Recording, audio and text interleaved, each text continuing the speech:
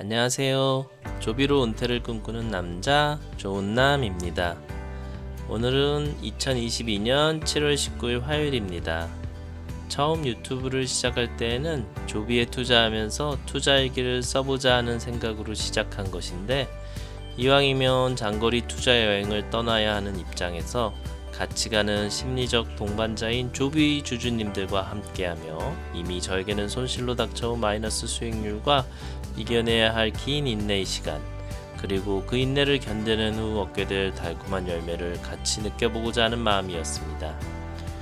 제가 항상 유튜브에서 조비네어의 희망회로만을 돌리고 있다고 주위에서 우려 섞인 조언을 해줍니다.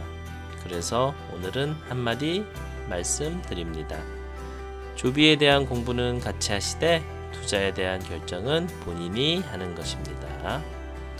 어제 조비 주가는 정강후약으로 전일 대비 0.76% 오른 5.3달러에 마쳤습니다.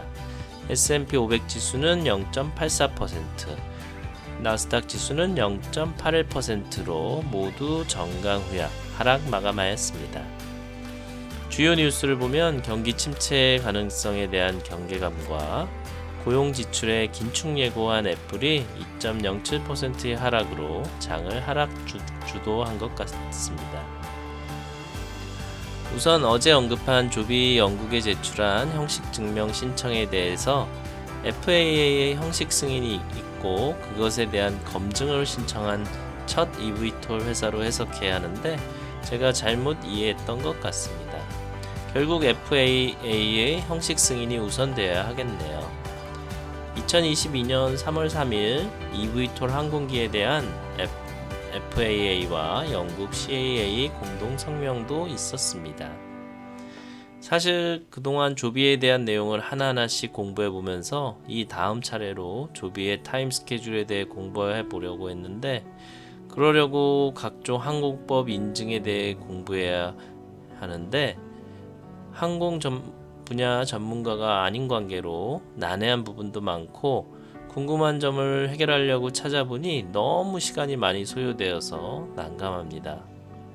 더군다나 얼마 전 FAA 규정 개정과 연관되어서도 주주로서 알아두면 좋다고 생각한 것들이 많아서 일단 우리 조비 주주에게 미칠 영향력 있는 이슈에 대해서만이라도 간략하게 파악해 보려고 했습니다. 근데 조비의 애널리스트 데이 프레젠테이션을 보니 너무 내용이 없어서 항공과 비평의 블로그로 가서 다시 공부를 하다 보니 한두 시간이 훌쩍 가버리고, 중간에 미국 FAA 항공기 인증 절차의 역사 블로그도 있어서 거기로 가서 또 공부하다 보니 끝이 안 보여서 시간을 두고 다시 공부하기로 결정했습니다. 장기 투자에 있어서 전 평소 두 가지 방법이 있다고 생각합니다. 하나는 자신의 안목을 믿고 주식을 사고 나서 HTS나 MTS를 지우고 몇 년을 묻어두는 것입니다.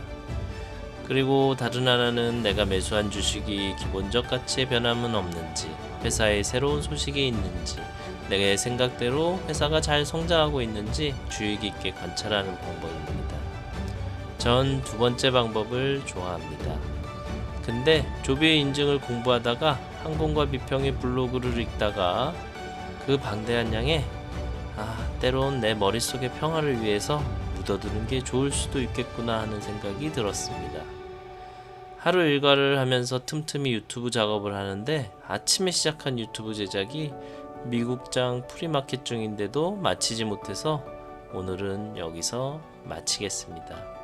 그래도 오늘도 유튜브 일기를 썼다에 만족하면서요. 구독자 수가 200명이 넘어서 객당 식사 가격이 100만원에서 50만원으로 내려갔습니다. 그래서 100달러 찍었을 때 구독자 수가 너무 많아서 잠실 종합운동장을 빌려서 야외 뷔페로 식사 대접을 해야 하나, 이러다가 뉴스에도 나오겠구나 하는 엉뚱한 행복한 상상을 해봅니다. 오늘도 조비 화이팅입니다.